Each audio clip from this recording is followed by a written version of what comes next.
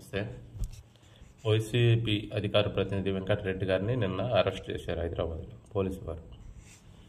మరి ఆ కేసు విషయం ఏంటంటే ఏదో తిరుపతిలో జరిగిన రైల్వే యాక్సిడెంట్లో చనిపోయిన వ్యక్తిని అది రైల్వే యాక్సిడెంట్ చంపేశారా ఏందనేది పోలీసు వారికంటే ముందు వీళ్ళే చెప్తారనమాట. కరుణాకర్ రెడ్డి గారు కూడా పోలీసు వాళ్ళకంటే ముందే వీళ్ళే చెప్తున్నారు, కేసు ఇన్వెస్టిగేషన్ ఆఫీసర్లాగా. దాని మీద ఏదో బేస్ చేసుకొని ఇంకా ఏదో 2-3 కేసులు పెట్టారనేసి.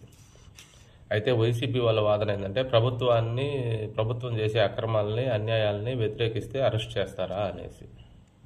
ప్రభుత్వం చేసే పనులు సక్రమంగా లేకపోతే ఒక అధికార ప్రతినిధి కాదు, ఎవరైనా వ్యతిరేకించవచ్చు, ఎవరైనా మాట్లాడచ్చు. ఒక సామాన్యుడిగా, ఓటు వేసే ఒక వ్యక్తిగా, ఆంధ్రప్రదేశ్లో ఒక పౌరుడిగా ఎవరికైనా హక్కు ఉంది.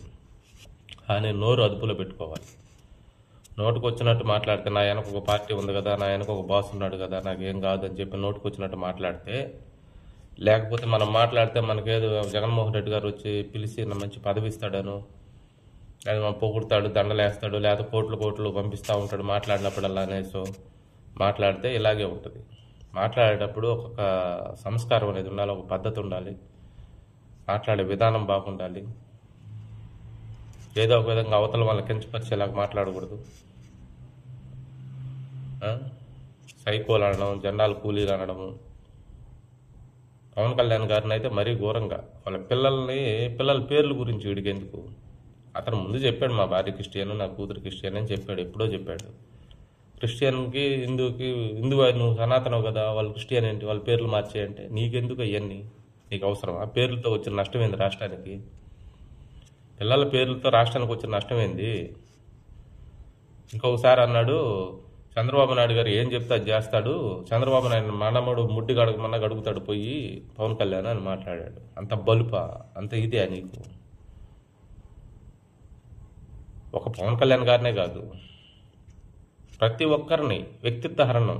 ఇంట్లో ఆడవాళ్ళని తీసుకొచ్చి, మీ ఇళ్లలో కూడా ఆడవాళ్ళు ఉన్నారు కదా. నిన్న మీ భార్య గారు, మీ పాపం మీ మిస్సెస్ చాలా బాధపడిపోతున్నారు మిమ్మల్ని తీసుకెళ్లారనేసి. అందరికి అలాగే కదా, అందరికి తల్లులు, పిల్లలు, భార్యలు అందరు ఉంటారు కదా. అసలు జగన్మోహన్ రెడ్డి గారు ఇలాంటి వాళ్ళని ప్రోత్సహిస్తున్నందుకు ఆయన అనాలి. ముందు ఆయన అరెస్ట్ చేస్తే బాగుంటుంది. ఆయన ఫస్ట్ ఎప్పుడైతే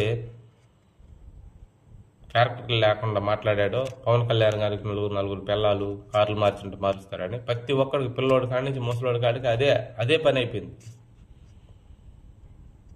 ఇంకా అధికార ప్రతినిధులు ఎందుకు మాట్లాడరు ఆ విధంగా? ఫస్ట్ నోరు అదుపులో పెట్టుకోవాలి, మాట్లాడాలి. ప్రభుత్వం తప్పులు చేస్తే విమర్శించాలి ఖచ్చితంగా, ఎవడైనా సరే. నేను కూడా విమర్శిస్తాను, నేను జనసేన పార్టీ, నేనైనా విమర్శిస్తాను. నేను ప్రభుత్వంలో భాగంగా ఉన్నాం కాబట్టి. అయినా కూడా వదలం, ఎందుకంటే తప్పంటే తప్పే.